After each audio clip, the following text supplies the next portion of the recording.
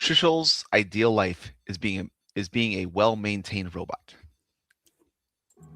Welcome to the Mind Money Spectrum podcast, where your hosts, Aaron Agti and Trishul Patel, go beyond traditional finance questions to help you explore how to use your money to achieve the freedom you want in life.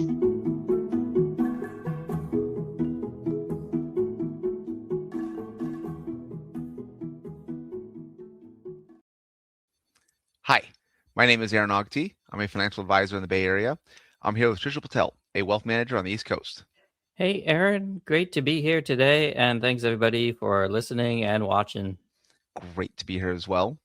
So after our conversation last month about the non-financial aspects of retirement, Trishul made a comment that so much of his time is occupied by maintenance. And Trishul, I'm going straight to you. What did you mean by that? As we were having that conversation, I think I was like listing my ideal day or like what my typical day looks like. And it was just kind of going through my mind. The things I was listing off are the things that most anybody would want to include in their day, like eating, exercising, sleeping enough, spending quality time with the family. And if you start adding all that up, that pretty much ends up being most of the day. And I think you kind of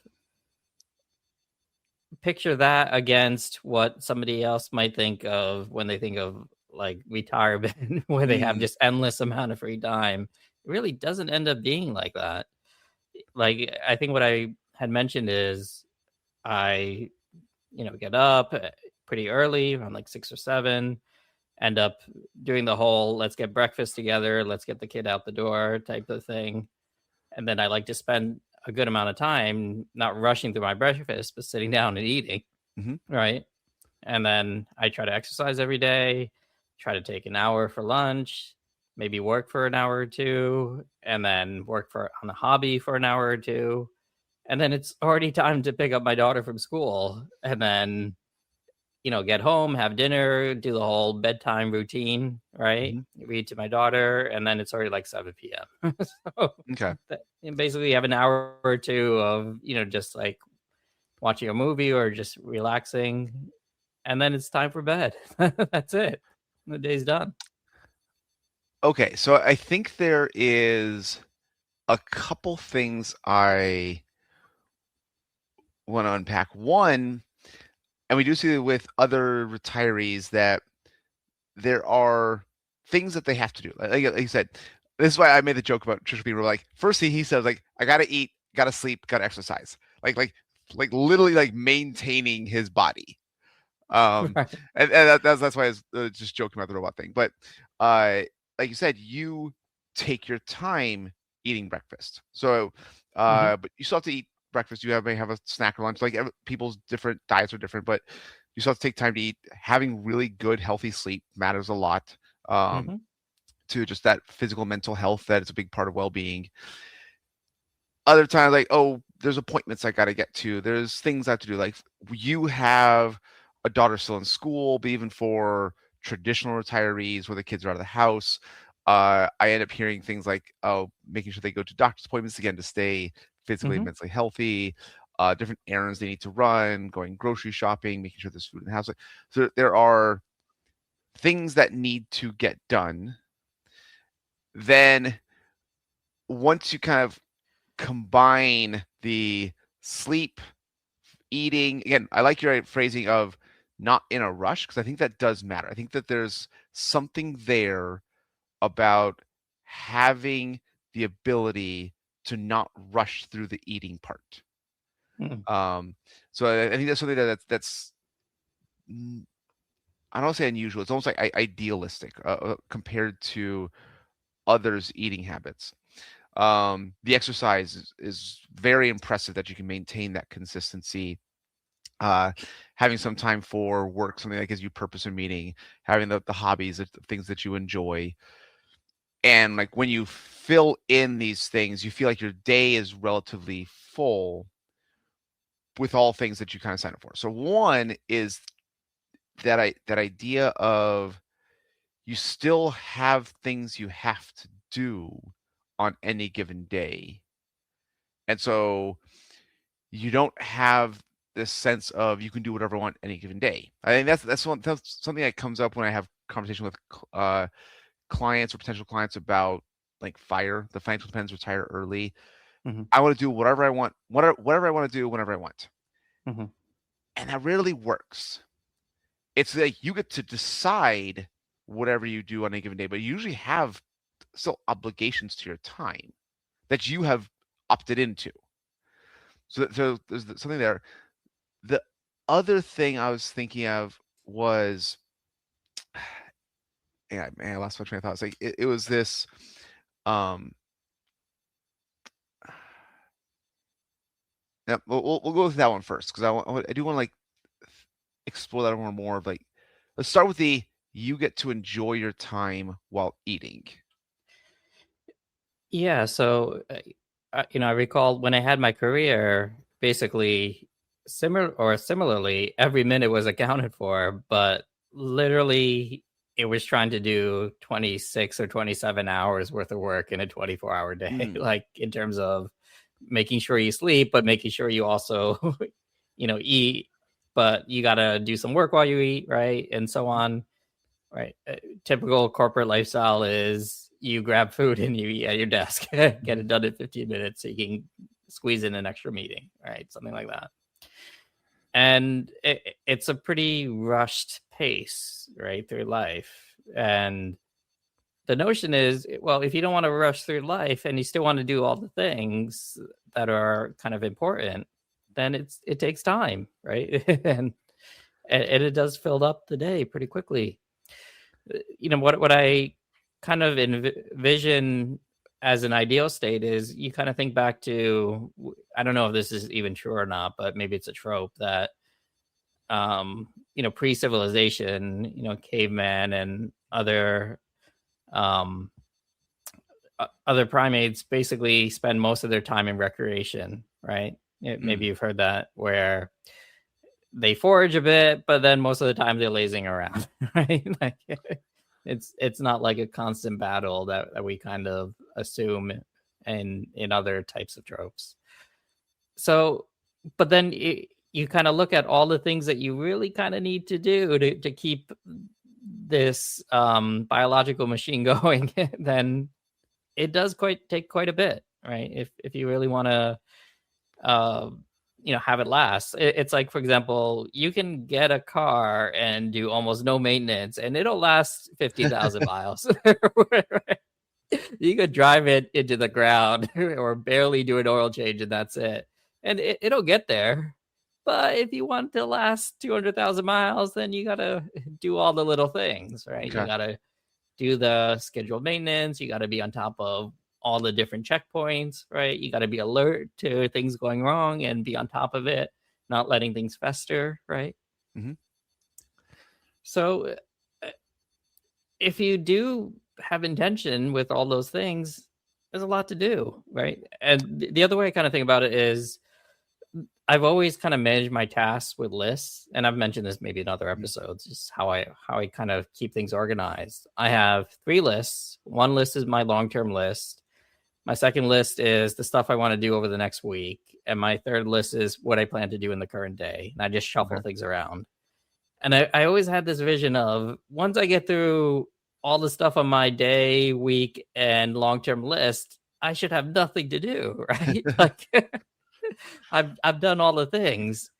But the crazy part is the list still ends up being not empty. Yeah, like similarly length, because I'm doing things now that I would have never really bothered to do before, but I realized, you should do them because you got the time, right? And it's just things that they can atrophy for a while, but again, if you're gonna be purposeful on doing important things, then you should do them. And these are things like, for example, when I was working, I wouldn't get 2 dentist checkups every single year. It's 9 months. Okay, that rounds to 6 in some form of math, right?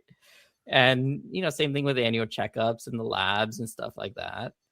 And then of course there's house maintenance stuff that do you really check your smoke detectors every week? Like, raise your It's not supposed to be hand. every week. It's supposed to be you check the batteries when time zone change or the daylight savings time starts and ends. And Yeah, I don't do that though. but even these household checkpoints, like I didn't know you're supposed to be doing routine oiling of your garage doors. Like you're supposed to be putting your dishwasher on the cleaning cycle once every X months instead of twice a year or whatever it happens to be. Like all I To be fair, I do the laundry. My wife does the dishes, so I don't know if we ever do that. Maybe she does. I don't know. Maybe she's diligent and I didn't know it. Yeah, so the washing machine, right? That you're supposed to in like I believe it's a monthly cycle, put it through the cleaning whatever phase, whatever. And same thing with the oven and all the appliances have some sort of thing associated with it to keep it in tip top shape, right? I do descale my Keurig machine. Like Yeah. like that has actually become very important to me. So if you think about it, each of these kind of machine types of things has its own schedule Mhm. that requires its own set of tasks that are keeping the list from never being empty. Okay, so that wasn't that wasn't the path I thought you were going to go down, and that makes it still interesting. When you talked about taking your time with breakfast, Yeah. one of the things that came to mind, my son's now 10. He has been getting into comics like Calvin and Hobbes, and like I loved Calvin Hobbes as a kid, and so we had like the complete collection of all of Calvin Hobbes. So he's been reading that and other comics like that. And he has also been getting into like sports on ESPN.com. So like he has access to the ESPN app to kind of see all the sports. And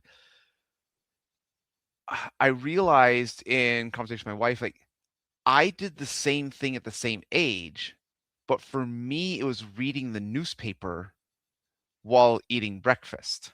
I would read the comics while every morning while eating breakfast. I would read the sports section. I would do the crossword and the jumble.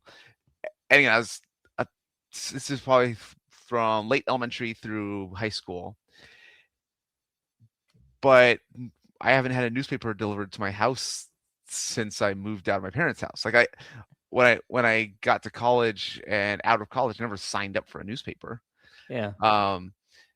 And that there was a long period where some of that similar feeling was replaced by doom scrolling. Like, okay, I'm gonna sit down and relax and like go through social media, and now I feel worse. Yeah. So I have been Yeah. trying to similarly like find a few minutes in the morning. It's usually after I've gotten kids out of the house on the way to school. I've walked the dog before I exercise.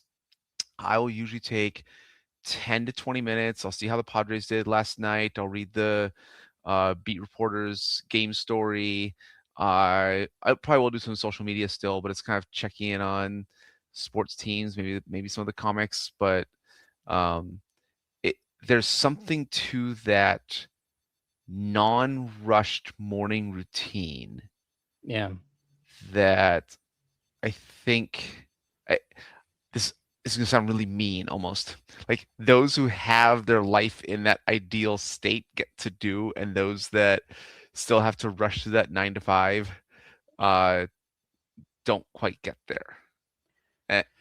And it's nice. It's much more common on retirees. Sometimes again, you and I own our own business, you're financially dependent, but there's something there about the maintenance can take an hour instead of 15 minutes or something like that.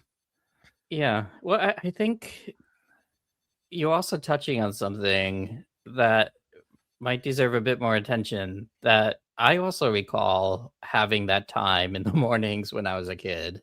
Mm-hmm. And it just it's making me think a bit. Was it really so busy back then, for the previous generations? Even with the 9 to 5? Like, I feel like there was more time to take things slowly. And now we have all of these different technologies that are supposed to make things more efficient. Yet there's the list is even longer, I think. Like what's going on? Like if you extrapolate, caveman had 5 things to maintain, and Yeah. they as long as they got that, they're good for the rest of the day. And like a couple generations ago, or 2 generations ago, you could still do the 9 to 5, be home by 5, and have the rest of the evening off. But now it just you have all these different creature comforts, and there's almost no time. That's interesting. So, I man, that is interesting because I'm thinking of, uh, I wonder, like, so I lived really close to my high school, so I had a 5-minute walk, maybe less.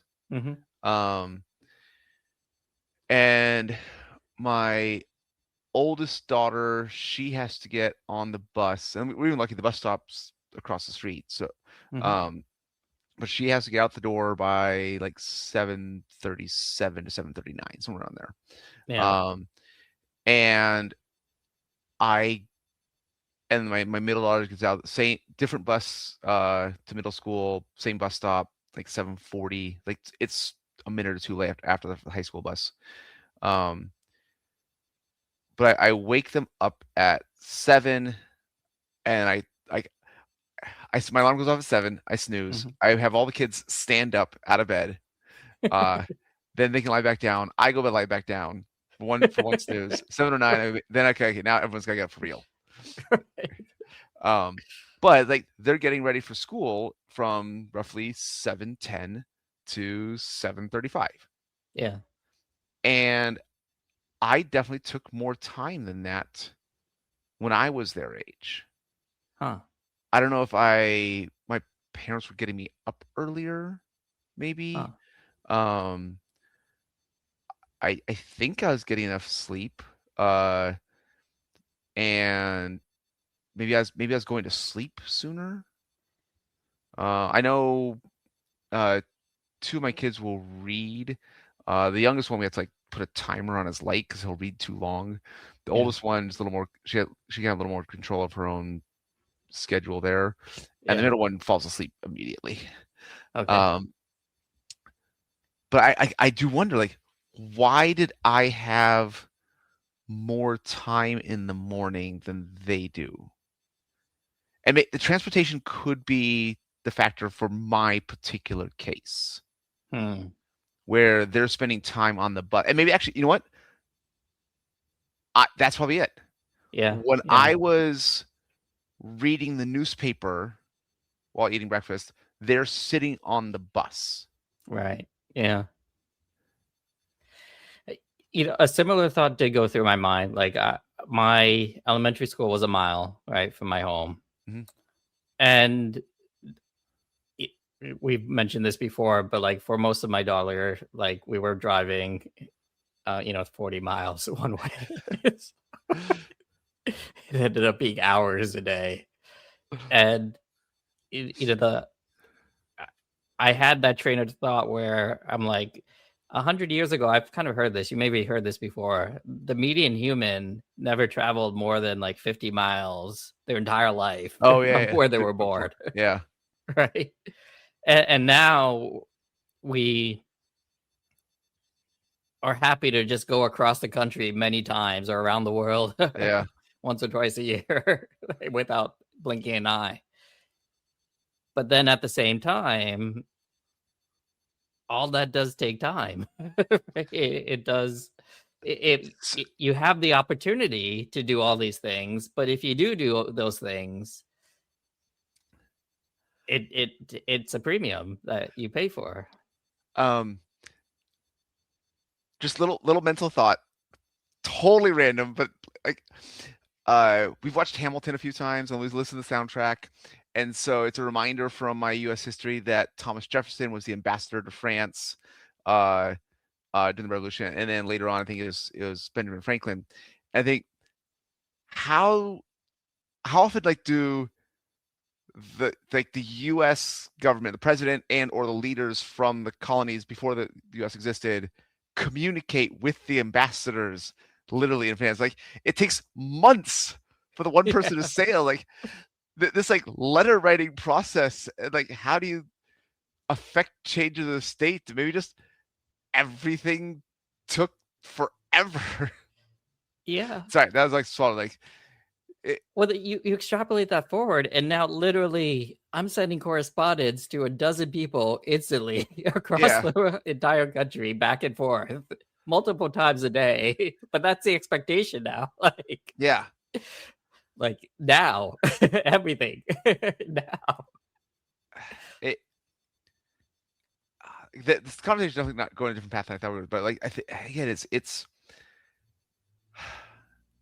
I think we've talked about like anxiety and stress in the past, and this idea of like technology doesn't necessarily help with that. Like it, and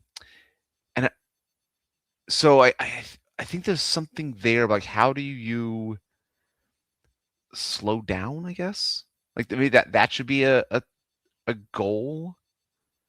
Maybe, yeah. Like I think we I've said this to myself many times. This feels like one of the best times to ever be alive compared to the last 4 billion years. I'd probably choose now, given all this. I think mortality makes a huge factor. If you go back 300 years, you died a decade ago. Yeah, right. So now is better than that. Yeah. And even a generation ago, we have so many things that are just at our disposal that are quite helpful from many different aspects that I wouldn't want to give those up. Yeah, there's this, maybe there's rose-colored glasses that are painting things a little differently in my mind compared to how it used to be. But. Okay, so my daughter's a freshman in high school. She has a cell phone.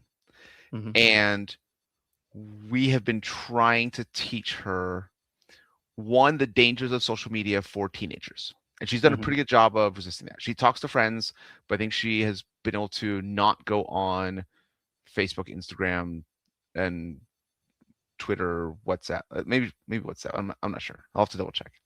Yeah. She's done a pretty good job avoiding social media, but she's still using her phone a lot. Mm-hmm. And high school has sent out things about, we know this is too much, but at the same time, all of the classwork and all the coach communications for all the sports and all the school communications come to her phone. Yeah. Like in the area we live in, it is infeasible to join a sports team without a cell phone. Mm-hmm. There's no like, you have to show up to this day every day. Like the schedule's written on the bulletin board. They know you got to go in the app to get the schedule. Right. And also, I have told her, like, I really need you to resist screen time as much as possible. And it's so hard. And I know I'm a hypocrite. I know I'm not good at this. I'm really, really bad. I'm hoping you can learn to be better than me. And she told me, I don't know if she came up with the phrase or it came from other friends, like seeing my parents, her grandparents, playing games on their phone. Screenagers are not as big a problem as screeners. And wait, explain that a little bit. Screenagers is just teenagers glued to their screens. Right, yeah. But screeners are seniors glued to their screens. Okay, got it. So screeners are having more trouble than screenagers. Yes, because they didn't grow up and develop a lot of like their life skills until like then technology changed and now they can do all the stuff they can never do, kind of thing. Yeah. Whereas teenagers are growing up in this era and trying to learn behaviors around it. Yeah. And so I tell her this, and I have found myself over the last year or two specifically looking for times to not be on my phone. Mm-hmm. Yeah. It takes work. I have to go out of my way to not look at my phone. So means I don't listen to a podcast when I walk the dog in the morning. I think I mentioned that in the past. When I coach my son's sports teams, that's a good way to not be on my phone. Yeah. When I go skiing, I don't listen to music because I try and stay off my phone. As soon as I take a break for lunch, walk into the lodge to get some food. Oh, got lots of messages from my friends. Gotta check my phone. Right. Yeah. And so I've been looking for this a lot. Mm. At the same time, the other day I went to go to a driving range at night to practice golf. Pulled up the Padres game so I could watch the Padres live on my phone while practicing golf. I just put the phone down Right. on the. That was kind of awesome. I had a great time. I loved it. Right. And there's just like I know the hypocrisy. I know like it is really cool to be able to watch the Padres live on my phone every game if I wanted. I could block off my calendar and watch every Padres game. And I follow the games a lot. I was like, ooh, this looks like an interesting game. I'll watch this the last 3 innings. Right. And technology allows that. But you go back 2 decades, oh, I have to wait till the box score comes out in the newspaper. Yeah. Maybe listen on the radio. Yeah. I think my perspective has changed over time when it comes to devices.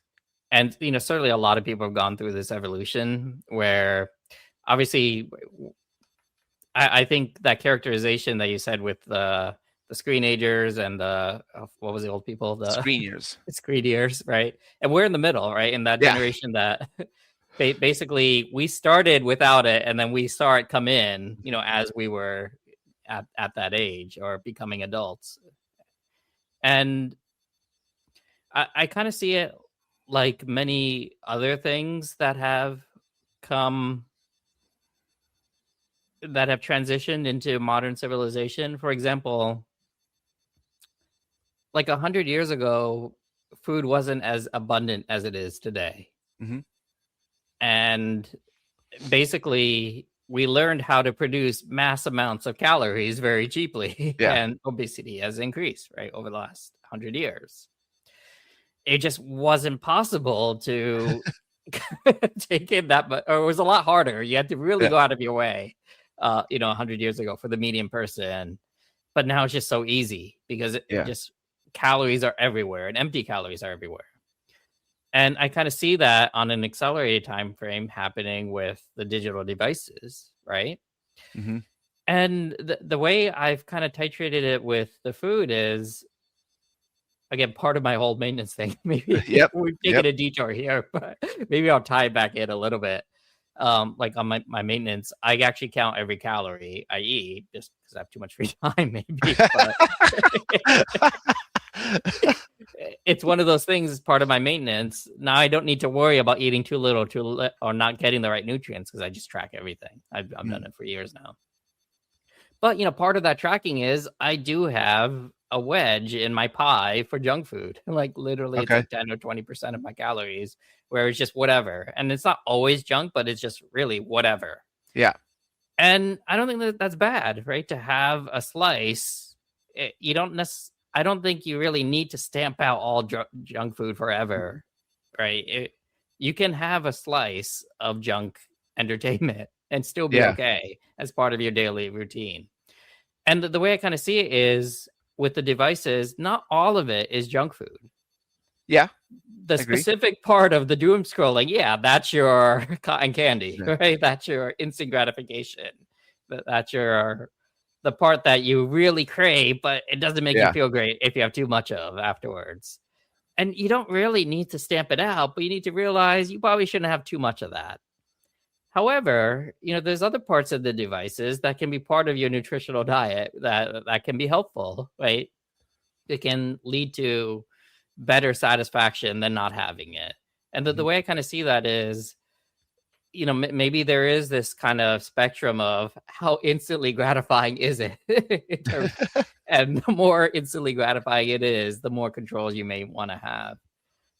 For example, I think I remember reading about this recently where they looked at somebody who they compared people who read a book versus people who read that same thing but on like a Kindle, the black and white dealy, versus somebody who read that same thing on their phone, full color, 30,000 DPI or whatever, full brightness, etc. And how you feel after digesting the same information differs depending on that medium that you use to digest it. Meaning, I recall this for myself, when I used to read books, I didn't feel like I had junk food. I felt kind of refreshed and energized and all right, let's do something. I learned something. But, digesting content on the phone doesn't feel the same way. Yeah. So I think just being more purposeful with the understanding on how much you're digesting and how you're digesting can provide some insight into, is this helping or hurting, right? And again, it's not something to be stamped out. It's something to be just understood and to be controlled and to be purposeful about. So I think one of the things that modern technology has helped is that we can do more. Yeah. And I feel like confident with that phrase. Yeah. We can do more. There's now efficiencies. We can do more. You start, everything else is like, should you do more? Does that help your life? Yeah. Sometimes yes, sometimes no. Does that create those anxieties of, like you said, the caveman has to worry about 5 things getting done today. I have 25. Now, I can likely get all 25 done, including feeding. I talked to a client. We're going to record today. I'm going to go try meet my daughter's teacher. I'm coaching my son's baseball teams to make sure to pick up my daughter after her swim practice. Like, all this stuff will get done because I have the alarm set on my phone and other communication devices. But it is definitely like it's a tax on my brain. Like, it weighs on my mental energy in a way that wasn't possible 100 years ago. Like, 100 years ago, you got to eat, work, write 1 letter, sleep. Yeah, and again, I asked myself, am I romanticizing how things were 100 years ago? Because a lot of things sucked. Yes. I don't want to discount that. Correct. It's a lot of people died. A lot of people died. Yeah, you stub your toe. There's no penicillin. Yeah, you're not right. So, but at the same time, like I remember when I was a kid, I used to be bored a lot.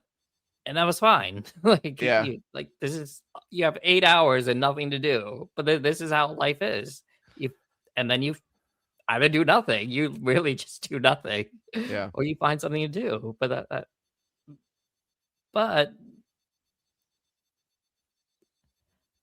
I think I've said this before. Like, one of the first steps towards creativity is getting bored. So this actually leads to, I figured my second point from earlier and I wrote it down. Yeah. When you think about the maintenance. Yeah. The one like complete counter to that is variety. And I firmly believe like the variety is the spice of life kind of thing. Like we need to have variety. And that's why I like that ideal day, week, year. Like, you need to have stuff on the year that's not on the day. And it takes work and time to plan those things and structure those things and decide what to do and what to change. Yeah. And so when you think about that maintenance part and that creativity and boredom, like I totally agree. I need my kids to get bored more often, but I think it's going to be an entire generation that's never been bored. But like, what do you think of, like, when you fit in variety with the maintenance / screens / creativity? Like when I say variety, what came to mind? Well, so it it's this notion that if you want the flexibility and freedom to be bored, or this isn't a mantra, but I'm just saying if one wants those things, it is helpful to have the discipline first to cover all the other things, right? I think I try to put myself in a state of being able to be bored, but in order to do that, I got to do all the other things Yeah. like first. And that takes some discipline. Otherwise, it's just always a constant catch up. You're never going to get to the point where you're bored because there's too many other things that have a higher priority. So I think of the same, like a different path to the same conclusion, or vice versa. Same path, different conclusion. Like I think one of the ways to help reduce a lot of the anxieties that of life in general, especially modern life with technology, and I think the morning routine is a great example, is having slack in the system, giving yourself an hour for a 15-minute eating period. And sometimes it means you get to relax and you get bored for 45 minutes, which is not necessarily bad. Other times, like, oh, I need to run this other errand and do this other thing that I didn't have to do the last 5 days, but I have slack in the system, so it's pretty easy to incorporate that. But when you have so many things planned throughout the day and you don't have slack in the system, as soon as one extra thing comes up, everything gets hard. And like you said, fitting 27 hours of work into a 24-hour day. Yeah, right. And you really need to try to schedule 20 hours of stuff into a 24-hour day, or 22 hours of stuff into a 24-hour day, including sleep and eat. And as soon as you have that slack, again, most of the time, you're not going to have anything in that 1 to 2 hours of free time, and you will be bored most of the time. I'm laughing at just a little bit because actually I think it's the other way for me. Like most of the time, something comes up.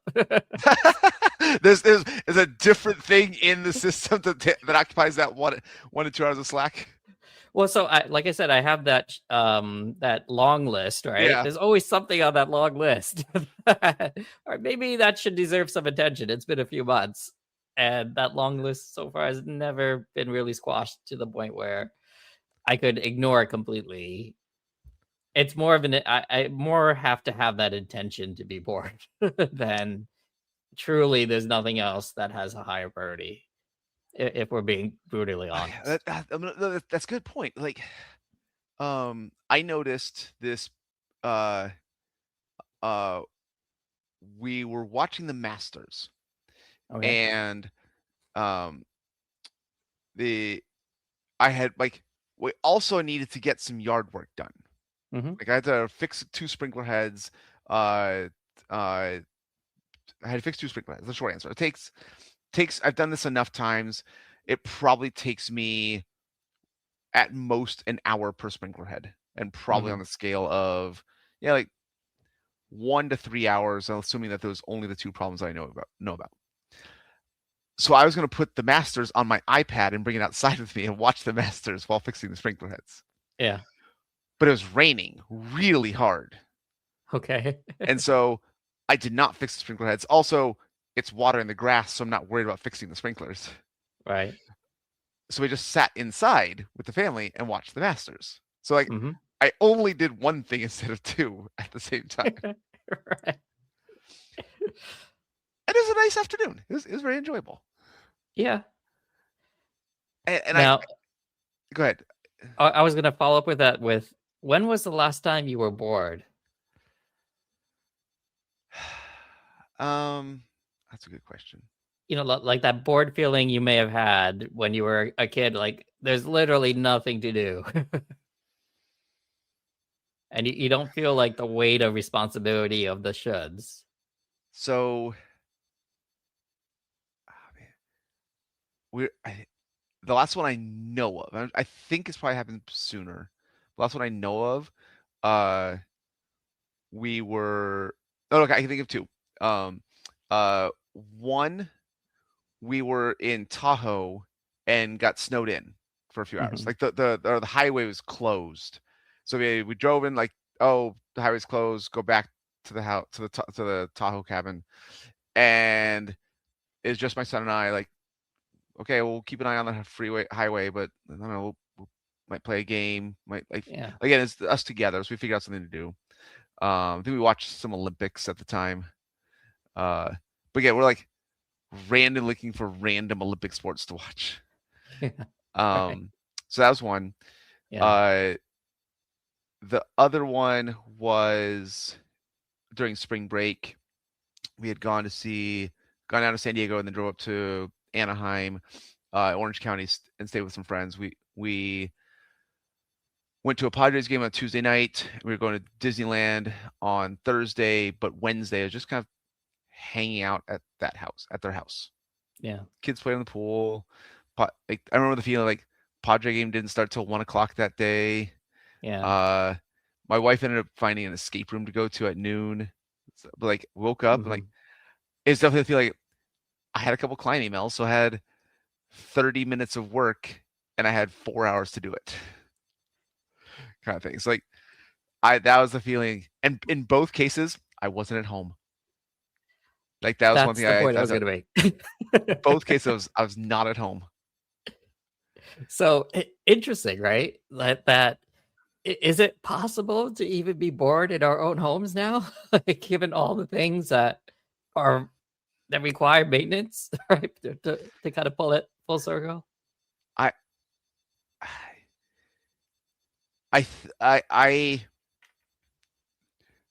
you know what? The closest I get is gonna be right around 8:30, 8:45. I have walked the dog and I'll be on my phone. Like, okay, I don't want to go on Twitter. I've caught up on the stuff I want to be on Twitter. I have done the chess puzzles and caught up on the chess game with two friends. I have gone through Time Hop, and I've looked at all the nostalgia of photos of kids over the years. And it's like I should start my exercise routine. Okay. I should. Yeah. But I'm not feeling it. It's like I don't want because right now I'm doing a lot of like physical therapy stuff for my knee and elbow. It's like, All right. okay, I know I should be doing this. I'll wait. But I also I don't want to start, and I don't want to go back to Twitter or my phone. And so like I'll check my client emails again. Did a client email me in the last 5 minutes? No. Okay. Did any of my friends message me? No. Okay. Yeah.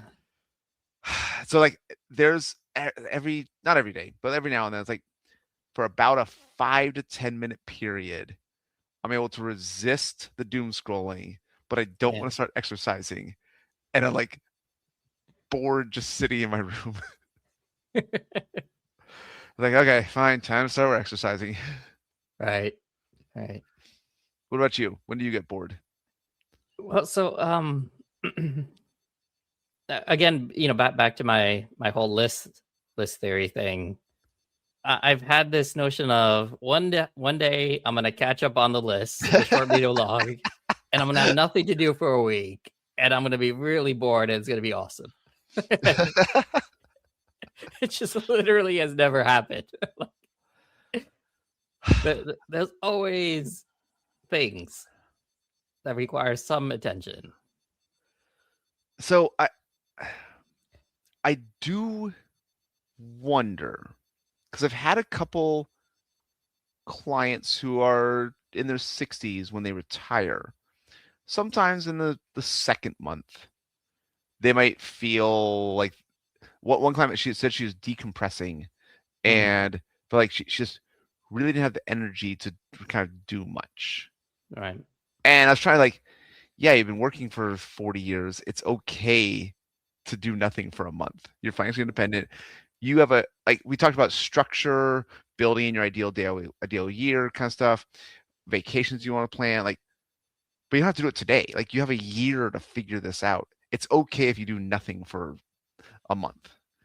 And when she mentioned that, I think I've seen that a couple times among retirees. So I do wonder if the fact that we still have kids in the house makes that difference for us. Yeah, I think so, because you can't take a week off. Yeah. you just the kids are home. Like, things got to be done. It's not only that. It's like you said, I already know this today alone. I have probably 6 hours of kid-related stuff I need to get done. Right. Now, a big chunk of that is I'm coaching his team, my son's baseball team, and that's a 3+ hour block. But even without that, it's 3 hours of other stuff. Like, yeah, there goes my not necessarily my slack, but that's why my day is full. Right. Yeah. Yeah. I mean, I think certainly we go back to that 100 years ago analogy. The kids are your helpers. They're doing, they're on the farm with you. Well, they better be productive by age 8 or yeah. There's also are you still alive at 45 kind of thing. Well, yeah, I guess so.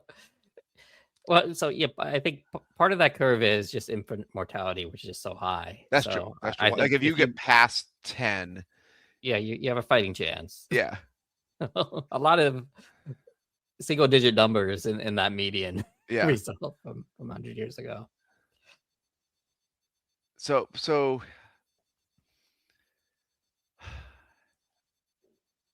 but that is also part of it, right? So 100 years ago, you had worker bees. You didn't have, you weren't the chauffeur.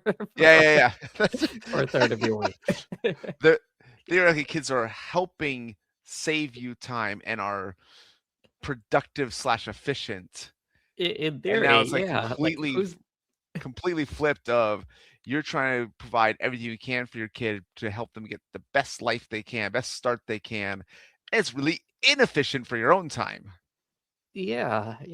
And then maybe this deserves its own separate conversation, but then now the kids don't get bored either, because they're constantly occupied with what's next. They're everything's curated, right? Their whole existence. I'm almost afraid to have that conversation because I don't know if there's any solution. It's like, the only solution that comes to mind is The Village by M. Night Shyamalan. Okay. Have you seen I didn't see that. No, I didn't. Should I spoil it for you and everyone else? Oh, are we allowed to do spoilers? Wait, you got to say spoiler alert, and then you can. I would definitely say spoiler alert. Yeah. Okay. Do you? It's the movie. I don't mind. Go for it. But you know why? Anyway, has it been 10 years? Probably, yeah. So it takes place in colonial times. So it's I'd say colonial times. It's U.S. Before the American Revolution. So we're really thinking 1600s, 1700s. There's this village, and they ban this one color because there's a monster in the woods that's attracted to this color. And if kids or teenagers go out into the woods or they're wearing this color, they die sometimes. And one person is injured, but not dead, and they think they can save her, so they send the 20-year-old woman, late teens, early 20s, out to this, go this direction to get help. And she goes far enough to find a modern highway and a police officer in modern clothes there to help her. because the founders of the village wanted to get away from modern technology, and they actually like were rich and powerful enough to make sure that no planes flew overhead. So they made that up, basically, the whole Correct. color thing. Yeah. So, but they could use modern science to save the injured person's life. It's like a inverse Truman Show type of thing. Yeah. So that's why I say, like, the only way to like remove our kids from like or provide boredom is to create a village like that. But because I do think it's going to be an entire generation, and so that they'll fit right in dealing with all the anxieties and problems that everyone else is dealing with. Yeah. This happened recently. One of my friends got his kid a go-kart, right? And I weekended to him. I told him, when we were growing up, remember we tried to make our own, and we got this old ironing board and a bunch of hammers, and we had, it was barely tied together. We found the biggest hill. Like that's what we did, right? And I did the same for my daughter. Bought her a big wheel, right? But they had them back then. But I guess adjusted for inflation, it's probably like nothing now compared to what they used to be, like 40 years ago. Yeah. But that was a time where, we were like bored. Like, what do? We want this thing. Let's go build it and do a shoddy job at it. But that we spent weeks trying to put it together, and we had no idea what to do. But it just led us to break out some power tools that were in one of our other friends' garage, and hammers and nails, and just go at it.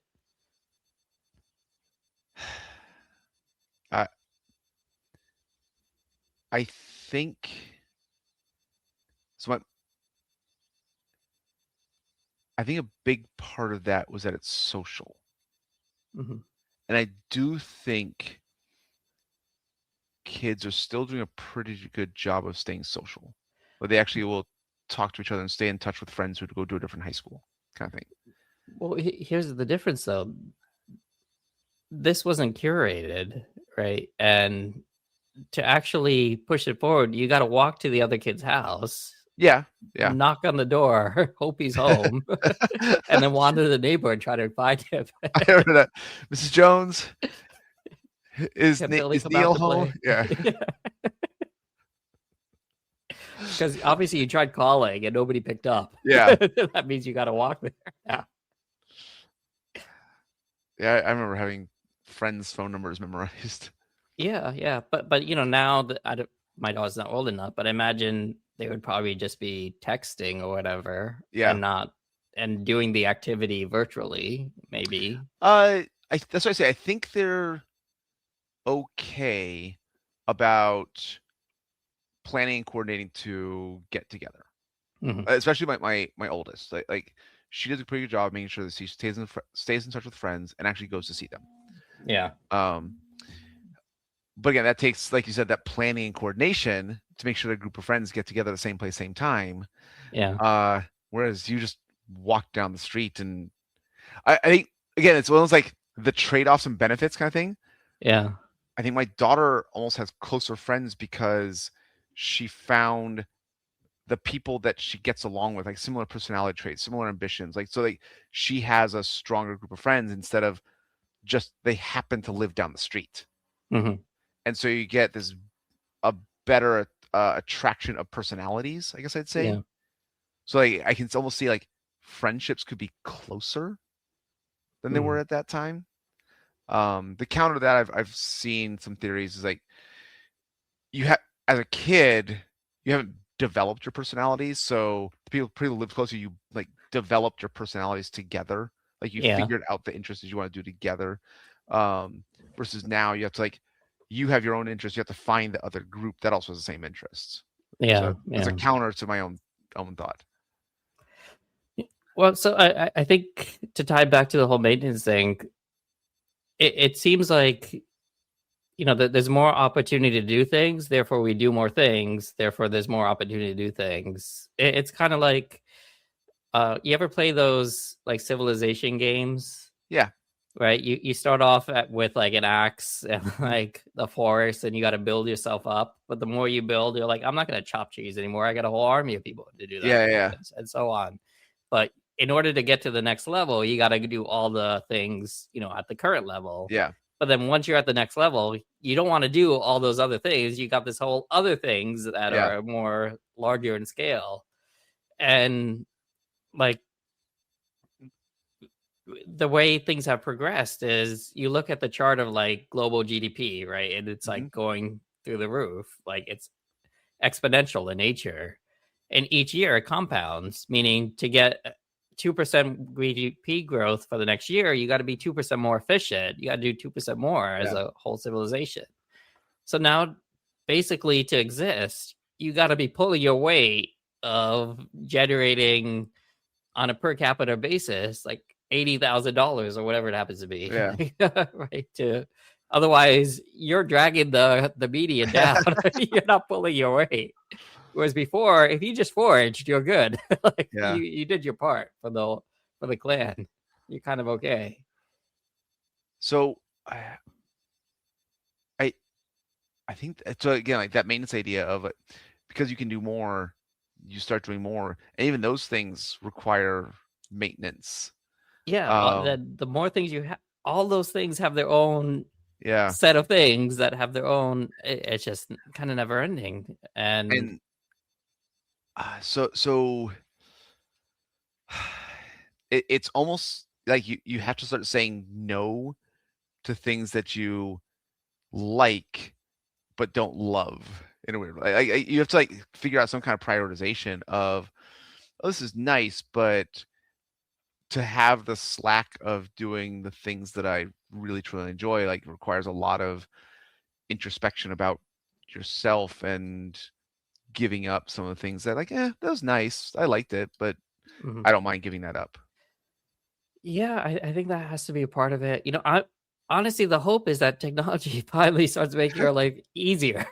Like there's more time for leisure and boredom.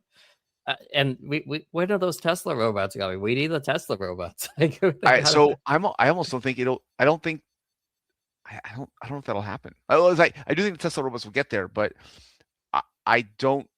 It's like the ATMs didn't kill bank tellers; they made them more valuable, and they hired more bank tellers that provided higher level of services. I think if the robot's doing my laundry, I'm going to fill that time with something more productive, and I'm going to have more anxieties.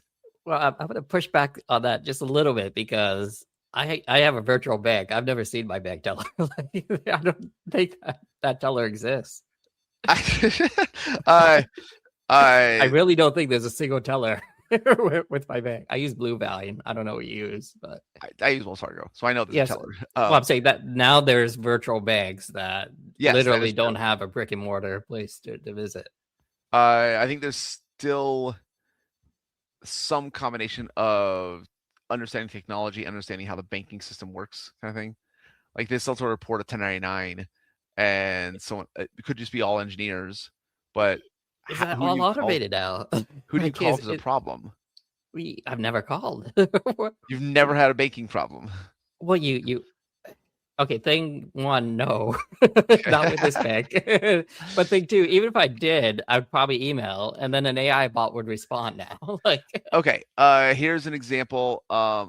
When I was the administrator of my mother-in-law's estate, I had to open up an estate banking account. You can probably do that online. I had to send letters of administration and death certificate. Again, probably do that online. And then she had an old pension in her maiden name that the company wrote a check to her maiden name that did not match the death certificate of her most recent married name and didn't match the account name. And so, like, how to get that check fixed and deposited took a lot of phone calls. It's very frustrating, but that's an example of trying. Okay, yes, so here's the question. Here's the question. There's many parts of finance, and banking is one component. Yeah. If we look at just the banking side of things, has the number of banking employees increased, or have we turned the corner where we've reached max banking employees? Because I can't imagine in 50 years or 20 years, you're going to need a brick and mortar bank with half a dozen employees to manage 95% of all banking needs. I think most of it can be handled with almost no overhead. Because I think a big part was like cash. I think cash will still be a thing. I think that there'll still Maybe for that's ATM, right? um that's the machine. No.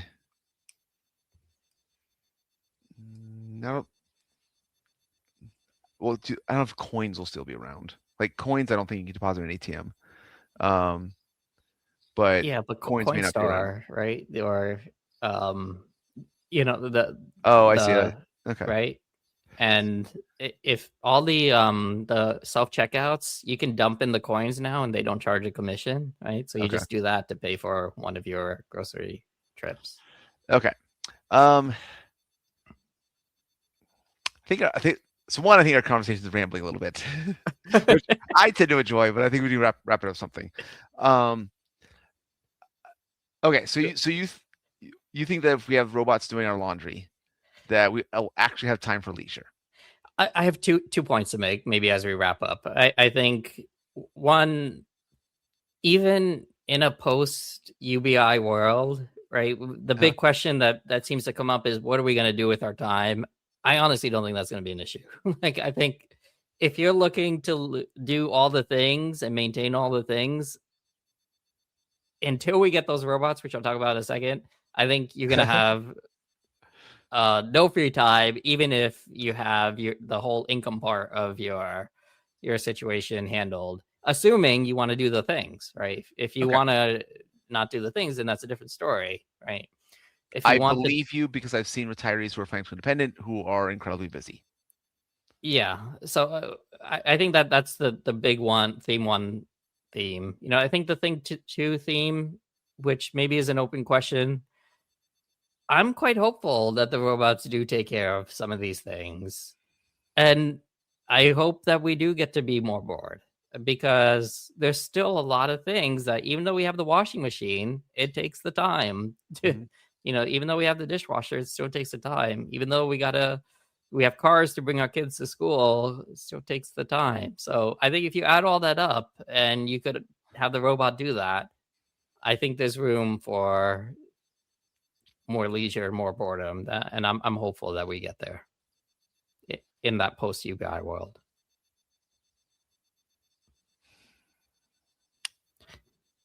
I think it'll be filled with other activities. Yes, but not maintenance activities. My first guess might be like more self-improvement activities. Like I can see like sleep becoming competitive. Sharing your Aura Ring stats. See, that's where I'm hopeful. I'm hopeful that we can kind of turn the corner and you can have all your maintenance, and there's still time for leisure. There's still plenty of time for leisure. And I think for humanity as a whole, that's a great thing, that we all get to be more bored. I think I agree with that. As we mentioned towards the middle end of this conversation, that might be something that's missing, even from the development of our kids, that they could maybe use more of that. And maybe that's the thing that we should strive for, as a civilization, rather than just filling up the time with curated nonstop entertainment. Yeah, I like that. I think we'll wrap up there. That was good. Thank you for that. Putting a bow on the maintenance and boredom are good. Good stuff, Aaron. I think we got somewhere. So good conversation. And thanks everybody for listening and watching. If you're enjoying these, do give us a like or add a comment. Each one helps, and both helps even more. Thanks. Bye. Bye.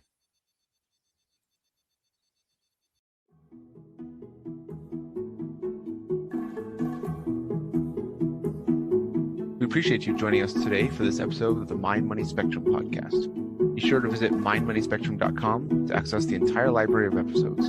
Remember, it's not black and white, but the wide spectrum of gray area where you get to pursue the freedoms you want in life. Opinions voiced in this material are for general information only and are not intended to provide specific advice or recommendations for any individual. All performance referenced is historical as no guarantee of future results.